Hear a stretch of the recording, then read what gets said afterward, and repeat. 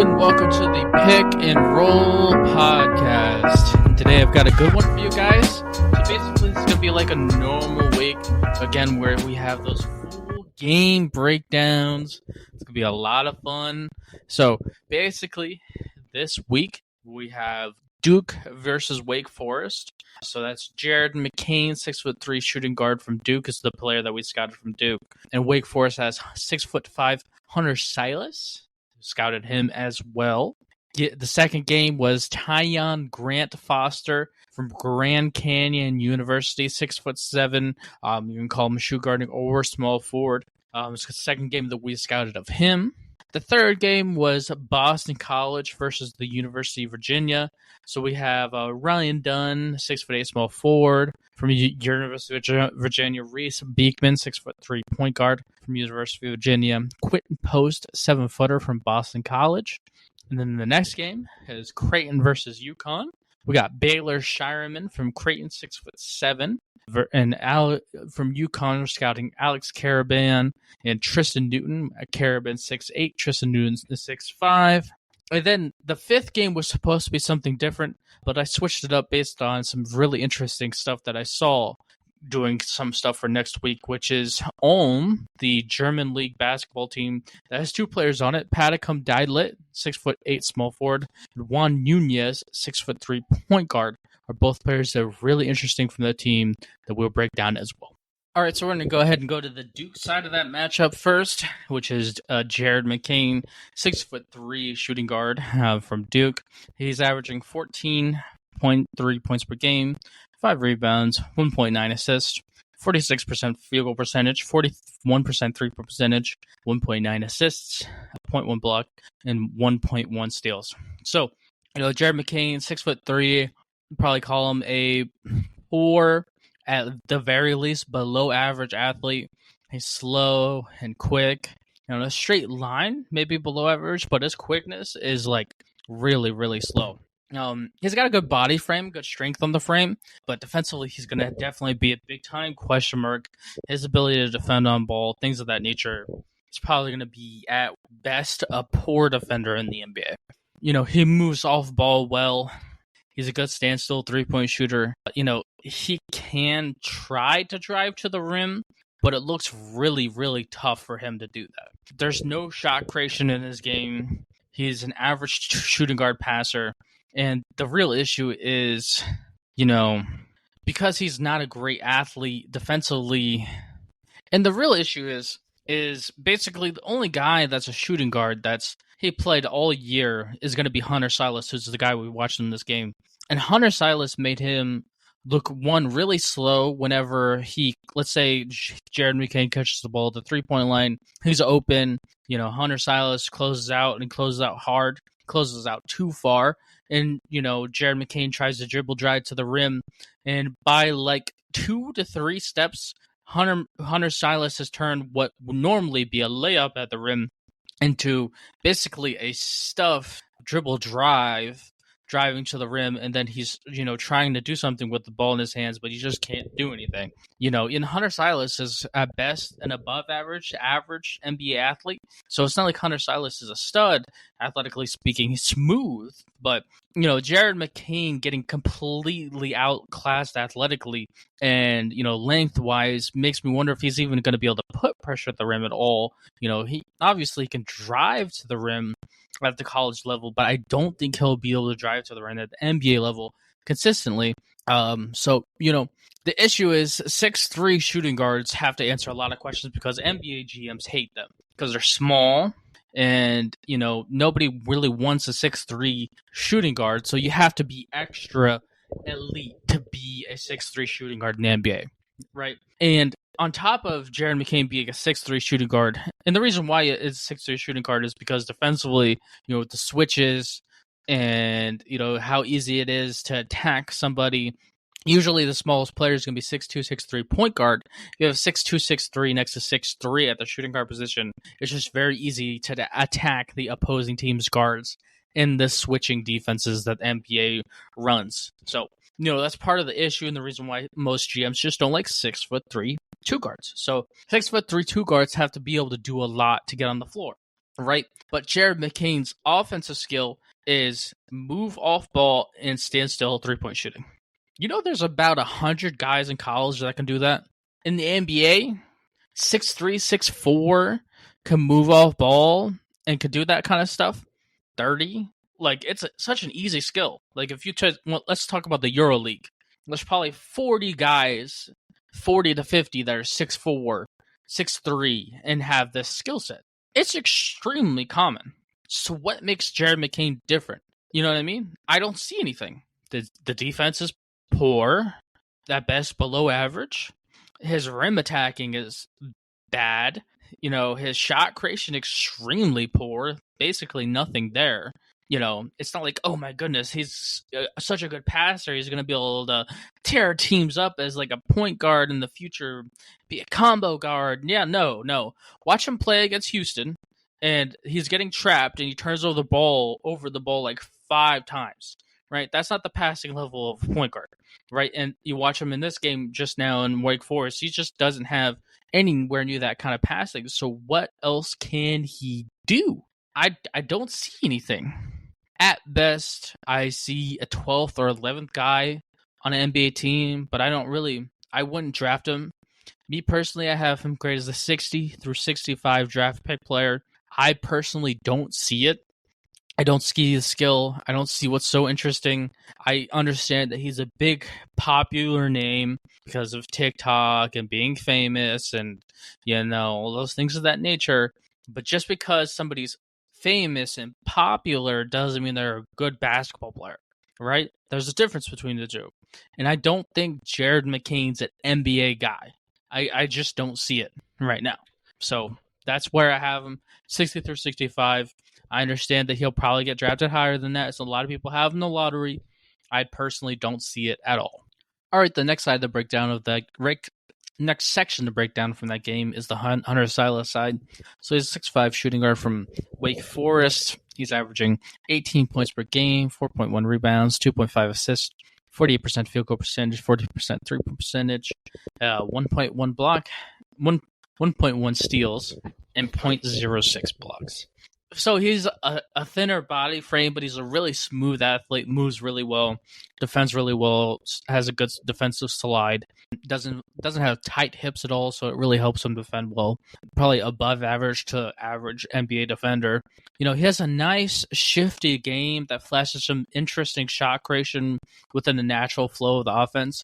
And what I mean by the natural flow of the offense is he's not just forcing up shots, and he's also not somebody that takes a ton of 5, 6, 7, 8, 9 dribbles to get his shot off, right? Which, you know, NBA teams are not going to like as much. Most professional college places 4 to 5 max, ideally 3 to get a shot off.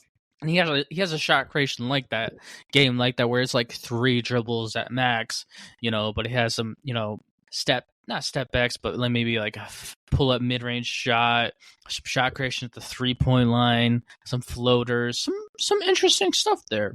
You know, he definitely has the potential to be a score first backup shooting guard in the NBA. So I have him graded as a 40 through 45 pick level of talent. And, you know, it was a really interesting game. And right now he's 44 on my big board, but obviously that's going to change with time. All right, so the next game to break down is the Grand Canyon game versus San Diego State. I really wanted to watch this game, so that Kyan and Grant Foster, who is somebody I loved a lot last week, because San Diego State's got an exceptional defense. They're exceptionally well coached defensively. You know, they were like a top 10, 15 defense in all of college basketball last year. They're really elite on that end of the floor. So I really want to see Ty and Grant Foster against that kind of talent.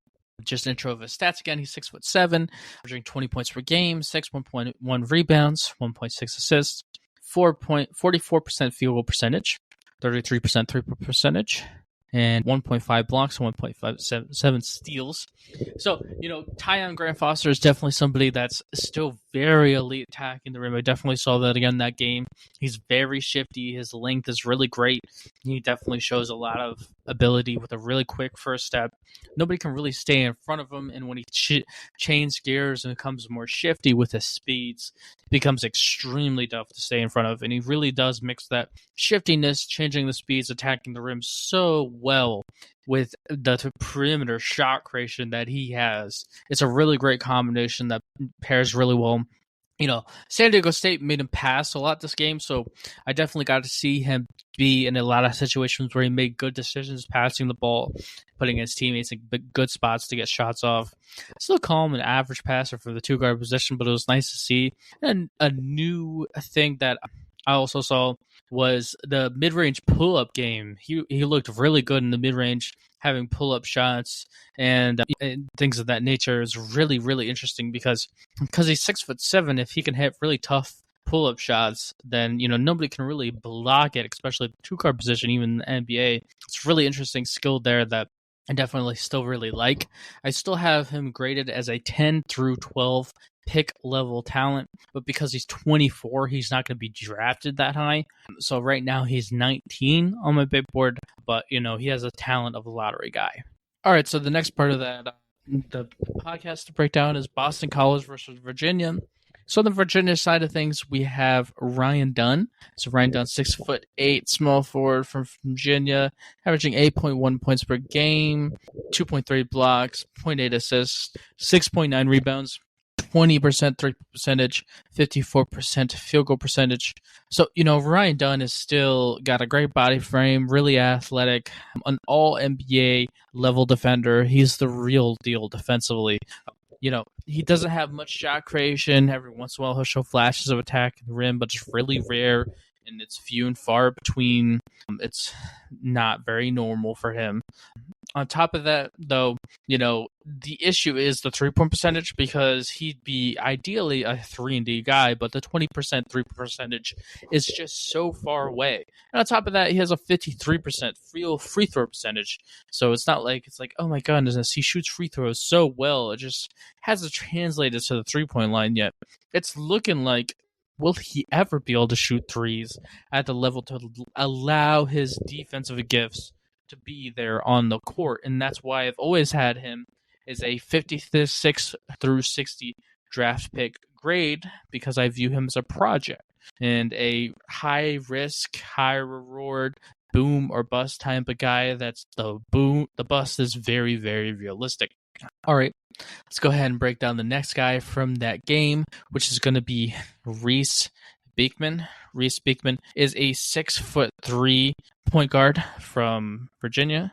He's 6'3" point guard from Virginia, averaging 14.3 points per game, 3.6 rebounds, 6.2 assists, 44% field goal percentage, 31% three-point percentage, 2 steals, 0.5 blocks. This guy is a very, very good on-ball defender. I mean, he's so good that he was I think all defense or defensive player of the ACC, which is crazy considering that he has Ryan Dunn on his own team. I don't think he's a better defender than Ryan Dunn NBA-wise, but you can definitely see why people love him so much defensively. He's very, very good on ball defensively. It's very quick and fast. That allows him to attack the paint especially well in the pick and roll. A below average 3-point shooter. Will have to get better at it. He's a good passer. He makes good decisions. Has some basic mid-range shot creation.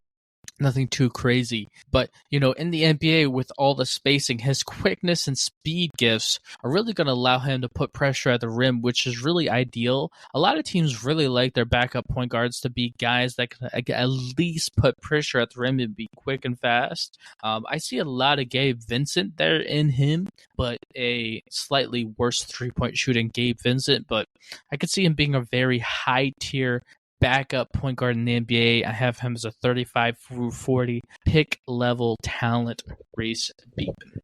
Alrighty, let's go ahead and kick it to the next part of that matchup, which is Quinton Post.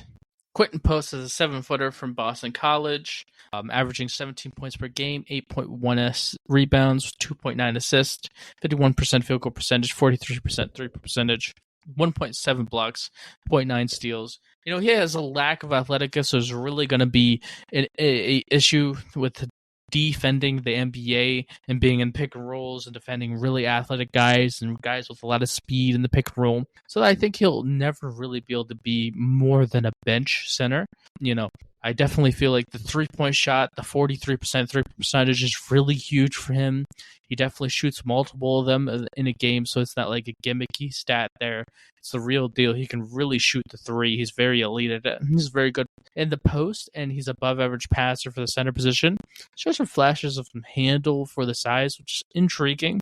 I definitely feel like he can be an offensively focused backup center in the NBA. His 3-point shot is going to be the key skill that if he would be able to be a backup center in the NBA would be allowing him to be that. So I have him graded as 56 through 60 pick level talent that could be a backup center in the NBA. So the next game to break down is UConn versus Creighton. So on the Creighton side of things, I got Balin Shireman, 6'7", small forward, and UConn we watched Alex Karabin, 6'8", a small forward / power forward, and then Tristan Newton, 6'5", point guard / shoe guard. He's a combo guard. So let's go ahead and break down Baylor Shireman first. So basically, he's a 6'7" senior from Creighton. He's averaging 18.5 points per game, 9 rebounds, 3.9 assists, 44% field goal percentage, 38% 3-point percentage, 0.1 block,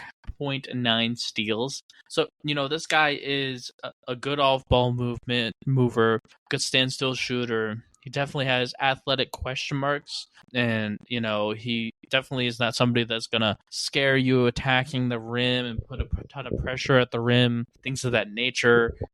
Defense is a huge question mark for him because lack of athleticism and slowness and lack of quickness is definitely a question mark on how he's going to be able to guard NBA small forwards or shooting guards.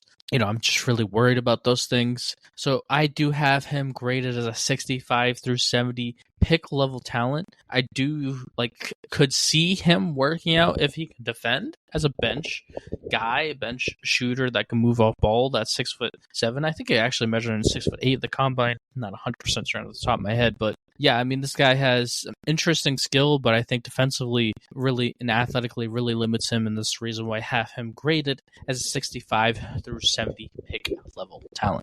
All right, so the next guy to break down from that game is Alex Karabin, 6'8", a small forward / power forward. He's averaging 13.3 points per game, 5.1 rebounds, 1.5 assists, 49% field goal percentage, 37% 3-point percentage, 0.8 blocks, and 0.9 steals. So, when it comes to Karabin, still an incredible 3-point shooter, moves off ball really well, has a lot of range, could shoot deep 3-point shots. He's definitely grown attacking the rim throughout time. Last time I think I overrated how good he is guarding on ball. Watching him defend this game didn't make me think that he wasn't as good as I thought he was. So because of that, I moved him from the 35 through 40 pick draft player range to the 50 through 55 pick level talent. I still feel like he reminds me a lot of Ryan Anderson, with the length and the 3-point shooting and the lack of athletic gifts all meshed into one guy. I could definitely see him being a backup, bench player in the NBA for a while due to his 3-point shooting, but it'd be really interesting to see. All right, so the next person to break down from that UConn versus Creighton game is Tristan Newton, 6'5", combo guard. He played 2 of the 1.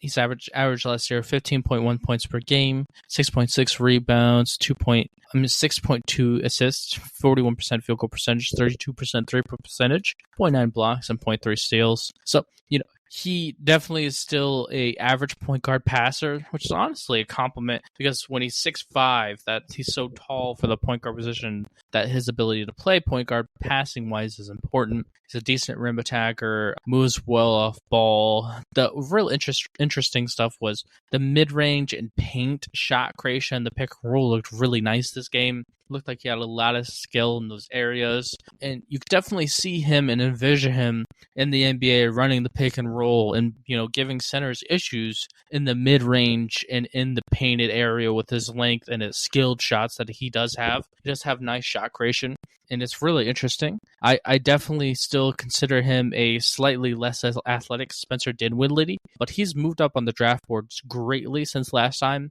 I had him like a 50 through 55 pick level talent, but right now I have him as a 30 through 35 pick level talent. He's definitely a guy that I could definitely see having a good career as a backup point guard that offers some length as well. 6'5" as your backup point guard is a real value. That length for the point guard position is huge. So, he has a lot of things that NBA teams are going to like. And, the more you watch him, the more you like him. So, yeah, Tristan Newton, he rose and he is worth it. And the next game to break down, the game that I really added later into the stage of scouting that was supposed to be some other game, was Basically, they have a 6'8" small forward named Patacom Didlet, and then they have a 6'3" point guard as well named Juan Nunez. We'll go ahead and talk about Patacom Didlet this first. A 6'8" small forward. They play in the German BBL league. 6.1 points per game, 2.3 rebounds, 0.7 assists, 51% field goal percentage, 35% three-point percentage,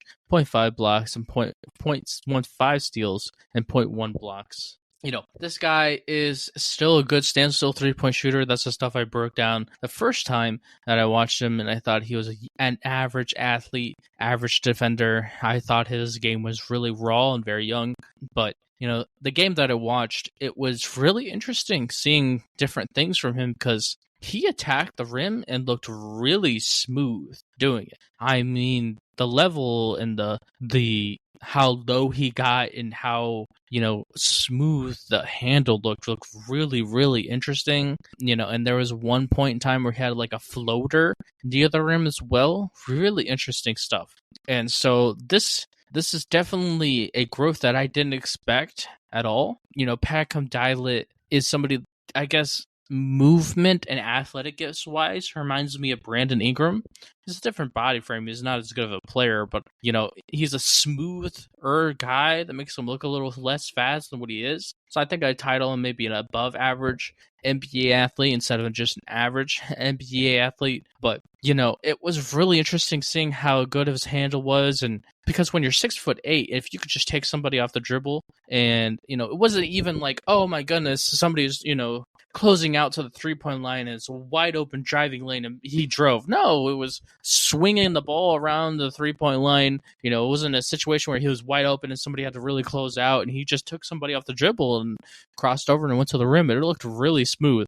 That's the kind of stuff that can allow you to become a starting level small forward in the league if you have a handle, get to the rim and shoot threes and defend, and 6'8". So, he's definitely much more intriguing than I first gave him credit for. Right now, I do have him as grade as an 18 through 20 level pick talent, and we will definitely be watching him play next week as well because I'm really interested to see if there's more there skill-wise. And on the other side of that, the same game is Juan Nunez, 6'3" point guard from Germany, averaging 9.6 points per game, 3.5 rebounds, 4.7 assists, 45% field goal percentage, 28% three-point percentage, 1.4 steals, no blocks. He's definitely a below average athlete, which is an issue. Defensively, he's okay at best. He's probably more realistically a below average to poor on-ball defender. 3-point shooting, he's just okay. Getting to the rim, he's just okay. But what he's truly, freakishly, maybe the most elite at in the last 4 years of me scouting is passing. I mean, Juan Nunez can pass the basketball. And he has flair with it too, so he's a genuinely fun watch. You sit down and watch him play, you'll be like, man, this is definitely worth my time, because look at him pass the ball. I mean, the angles, the craftiness, the way he sets up his teammates to get open, leading players to stir open spots. I mean, it's a clinic. Juan Nunez, he puts on a clinic passing-wise. He is extremely gifted, smart, understanding angles. He's just the real deal passing-wise. He honestly reminds me a lot of Ricky Rubio passing-wise, which is nothing but the highest compliment, because Ricky Rubio could pass the poo out of basketball. Now, he's a little less athletic than Ricky Rubio, and obviously Ricky Rubio busted for the top 5-ish draft hype that he had coming out of the draft class, where they drafted Johnny Flynn and Ricky Rubio to the Minnesota Timberwolves before Steph Curry. A crazy draft. But yeah, I mean, Ricky Rubio was coming out of Spain, and he looked like the real deal passing ways and just putting passing clinics. And Juan Nunez is like that. He's a little less athletic, passing point guards aren't as valued as much as they used to be. Most teams want their guys to be able to score. So it'd have to be in a fit where a team desperately needs a passing point guard. A good example is like Phoenix. Phoenix Suns could really use a backup passing point guard since all the scoring they have on the teams. But most NBA teams like at least a certain level of scoring from their point guard position, and he just doesn't offer that. So he's a guy that needs the right fit, right? I mean, but this is the 1980s. This is a top 5 pick. This is how freakishly amazing of a passer he is. He could be in the NBA for a while, going from team to team that needs passing skill out of the backup point guard position, kind of like Ricky Rubio did. But it's just the rest of the skill is it's all right, but the passing, wow. I mean, he's also from Spain, so is Ricky Rubio, so I honestly wouldn't be surprised if Nunez watched Ricky Rubio growing up, because dear goodness, can Nunez pass the poo out of the basketball. And out of the last 4 years, he's probably the best passer I've scouted. It's just unreal. He's really, really, really, really elite at it. Right now, I have him graded as a 45 through 50 pick level player, even though I have a lot of fun watching him. I have more fun watching him than I have him graded as a talent, because I really like that kind of play style, and I love passing. I really love watching good passing teams, good passing players. So, it's a personal favorite, right? But, we have to accurately rate him. It's going to be a 45 through 50 pick level talent. But, man, those are interesting, and it was a fun watch. Alrighty, so that's basically going to be the end of this podcast, and so I'm going to go ahead and intro what we got going on for next week's podcast. So next week we got, just like what was supposed to be this week, we have USF versus Gonzaga, where Jonathan Mogbo is going to be the first game we're going to go ahead and break down. We're going to have another game of Tyon Grant Foster playing for Grand Canyon University broken down. He's going to be playing UT Arlington in that game. We're also going to have Illinois versus Iowa, Coleman Hawkins, Terrence Shannon versus Peyton Stanford, who is another guy we really need to watch. The next game after that is going to be Michael Jaye, 6'7", small forward / shooting guard for Pepperdine. And then the last game of next week is going to be Ulm versus Juventus. We're going to scout Panicum Didalit, Juan Nunez. It's going to be a lot of fun. Can't wait. Really excited. Keep on giving you guys these breakdowns. I really appreciate anybody who listens to this podcast, shares this podcast with their friends, anything along those lines. Hope you all have a great rest of your week, and thank you for listening.